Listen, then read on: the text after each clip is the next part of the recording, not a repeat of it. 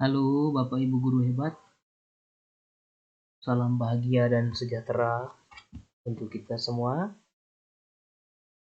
Pada kesempatan kali ini saya akan mempresentasikan tentang strategi penerapan Merdeka Belajar yang berpihak dan berdampak pada murid sebagai salah satu aksi nyata dalam pembelajaran modul Merdeka Belajar. Baik Bapak Ibu, saya Robertus Cematu, guru penggerak Angkatan 4 dari Kabupaten Sintang, Kalbar, ingin berbagi tentang strategi penerapan Merdeka Belajar.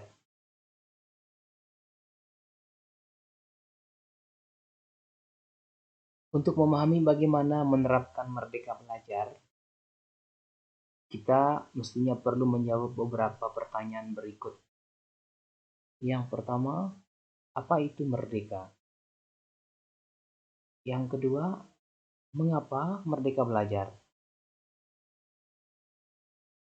Yang ketiga, sejauh mana sih murid memaknai kemerdekaan dalam belajarnya? Mari kita melihat dan menjawab beberapa pertanyaan ini. Yang pertama, Bapak Ibu, apa itu merdeka dan belajar? Bapak Ibu guru hebat, mari kita mulai dengan memahami arti kata merdeka. Secara umum, kata merdeka sering diartikan sebagai bebas dari segala belenggu, kekangan, atau kungkungan, aturan, hambatan, dan kekuasaan dari pihak tertentu. Mari kita lihat lebih dalam. Manusia, dalam hal ini adalah murid, adalah makhluk yang bebas. Kebebasan manusia memiliki dua bentuk, yaitu bebas dari dan bebas untuk. Bebas dari merupakan suatu situasi, kondisi, keadaan, ketiadaan faktor eksternal yang mengganggu dirinya. Sedangkan bebas untuk merupakan suatu situasi, kondisi, atau keadaan hati dan pikiran manusia atau faktor internal untuk mengekspresikan diri atau menentukan pilihannya. Bebas dari merupakan syarat bagi kebebasan manusia, entah untuk ekspresikan dirinya, untuk memilih, untuk bertindak, dan untuk bertumbuh. Bebas lahir dan batin. Di sisi lain, belajar adalah suatu proses bertumbuh yang dialami setiap orang, baik dalam aspek pengetahuan, keterampilan, dan kualitas karakternya, lalu interaksinya dengan lingkungan sekitar. Belajar dalam arti formal terjadi di lembaga pendidikan yang disebut dengan sekolah. Yang berikut, apa itu merdeka belajar? Berdasarkan konsep yang telah dipaparkan sebelumnya, merdeka belajar adalah proses transformasi diri, pengetahuan, keterampilan, sikap, karakter yang dialami setiap murid tanpa ada tekanan atau halangan sistemik dari luar dirinya, sehingga murid dapat mengaktualisasikan seluruh potensi dirinya dengan lebih optimal. Murid seharusnya belajar secara merdeka, baik di rumah maupun di sekolah. Ki Hajar Dewantara mengatakan, setiap rumah adalah sekolah dan setiap orang adalah guru. Pernyataan ini sesungguhnya menegaskan pentingnya merdeka belajar itu sendiri. Lalu, di mana posisi guru sebagai pendidik? Ki Hajar Dewantara menegaskan bahwa guru adalah penuntun. Guru menuntun segenap kekuatan kodrat yang dimiliki anak, baik sebagai manusia maupun sebagai anggota masyarakat, untuk mencapai keselamatan dan kebahagiaan setinggi-tingginya. Murid dapat mencapai keselamatan dan kebahagiaan itu jika pikiran, perasaan, kemauan, dan raganya bertumbuh secara holistik.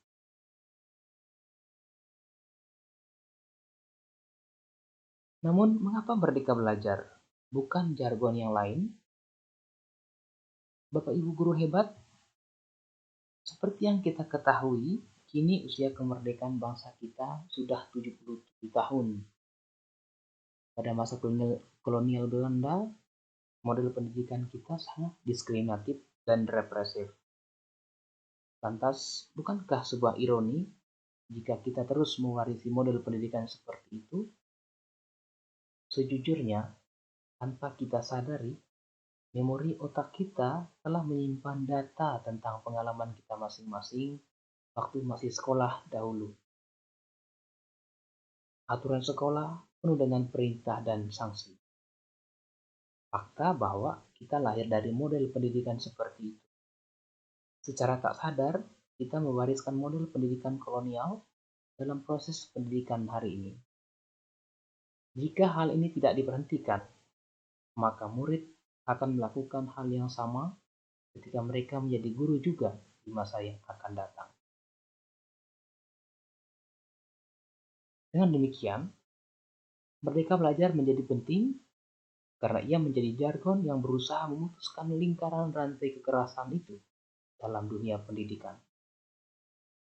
Merdeka belajar memberi peluang bagi setiap murid untuk belajar secara bebas dan bertanggung jawab dan berkembang sesuai dengan kodrat keadaannya, baik kodrat alam maupun kodrat zaman, sehingga dapat mencapai keselamatan dan kebahagiaan setinggi-tingginya. Lantas, sejauh mana murid memaknai kemerdekaan belajar itu? Bapak Ibu guru hebat, salah satu prinsip pendidikan Ki Hajar Dewantara adalah menghamba pada murid. Seluruh proses pembelajaran kiranya berorientasi pada pertumbuhan potensi murid, yakni pikiran, perasaan, kemauan, dan fisiknya. Namun, apakah menghamba pada murid sama artinya dengan guru memberi kebebasan tanpa batas kepada murid? Tentu saja tidak, Bapak Ibu. Bagi murid, merdeka belajar merupakan wadah untuk belajar mengembangkan dirinya, di mana mereka bebas bereksplorasi untuk mencari sumber belajar secara mandiri dengan tujuan agar mereka memiliki standar kecakapan hidup abad 21, yaitu kritis dan solutif, kreatif dan inovatif, serta cerdas secara sosial dan emosional.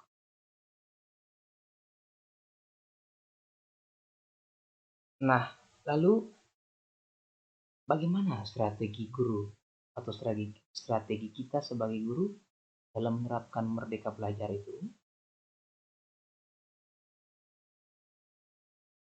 Dalam menjawab pertanyaan ini atau untuk melakukan langkah-langkah strateginya, kita mesti melihat 4 model keberpihakan guru kepada murid. Bahkan ini menjadi prinsip yang harus kita wujudkan dalam proses pendidikan itu sendiri. Yakni antara lain libatkan murid,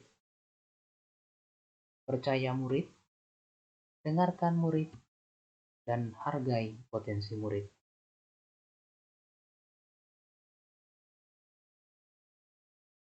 Nah, menerapkan merdeka belajar yang berpihak dan berdampak pada murid dengan strategi ikhlas saja.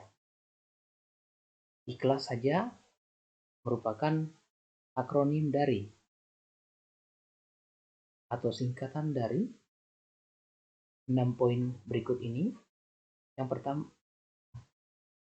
Yang pertama, identifikasi kebutuhan belajar murid. Kedua, bangun kolaborasi. Ketiga, laksanakan pembelajaran berdiferensiasi. 4, siapkan langkah restitusi. Yang kelima, atur jadwal untuk evaluasi. Dan keenam, ajak murid untuk melakukan refleksi. Nah, Bapak Ibu, inilah langkah-langkah dalam menerapkan merdeka belajar yang berpihak dan berdampak pada murid dengan menggunakan strategi kelas. Kita melihat yang pertama, identifikasi kebutuhan belajar murid. Ini kita bisa lakukan di awal tahun ajaran ataupun di awal semester ataupun di setiap kita memulai pembelajaran dengan topik baru, kita mengidentifikasi kebutuhan belajar murid atau yang biasa disebut dengan asesmen awal atau diagnosa. Yang kedua adalah bangun kolaborasi. Kita bekerja sama dengan murid dalam merencanakan satu program sekolah, program kegiatan belajar. Dan yang ketiga adalah laksanakan pembelajaran berdiferensiasi. Kita menyadari bahwa setiap murid mempunyai minat belajar yang berbeda-beda, maka dalam proses pembelajaran diferensiasi ini kita berusaha untuk mengakomodir setiap kebutuhan belajar murid. Yang keempat adalah siapkan langkah restitusi. Restitusi ini maksudnya adalah kita menciptakan kondisi bagi murid agar mereka dapat memperbaiki kesalahannya sehingga mereka boleh kembali ke dalam kelompoknya dengan perasaan karakter yang kuat, yang lebih kuat. Yang berikutnya adalah berjadwal untuk evaluasi. Nah, evaluasi ini terdiri atas dua, yaitu evaluasi formatif dan sumatif. Evaluasi formatif biasa kita lakukan di setiap proses pembelajaran, sedangkan evaluasi sumatif adalah evaluasi yang direncanakan yang kita lakukan di setiap akhir semester.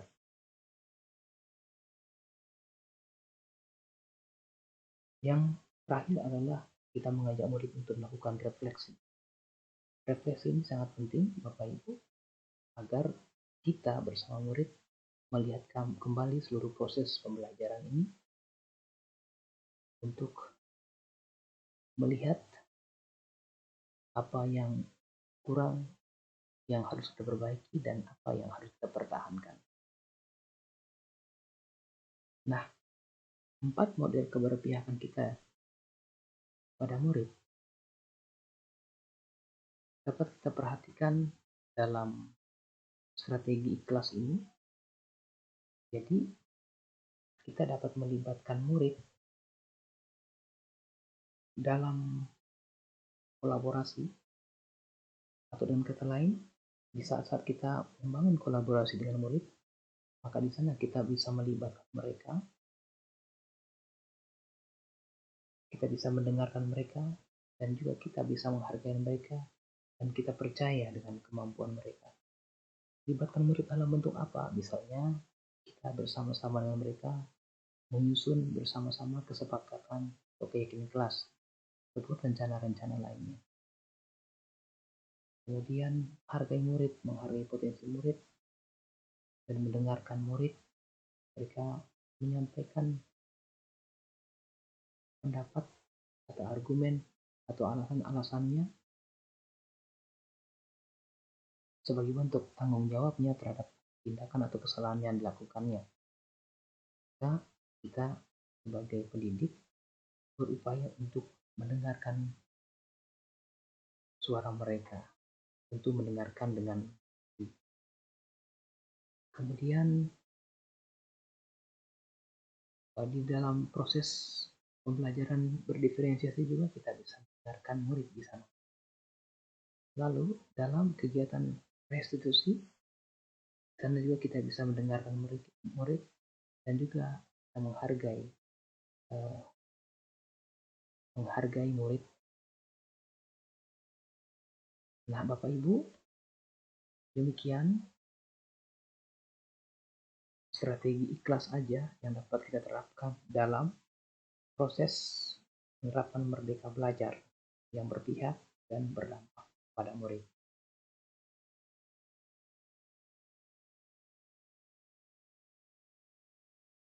Anak dara menjual buah kurma. Kurma dijual di tengah pasar. Mari Bapak Ibu bergerak bersama, laksanakan program Merdeka Belajar. Terima kasih.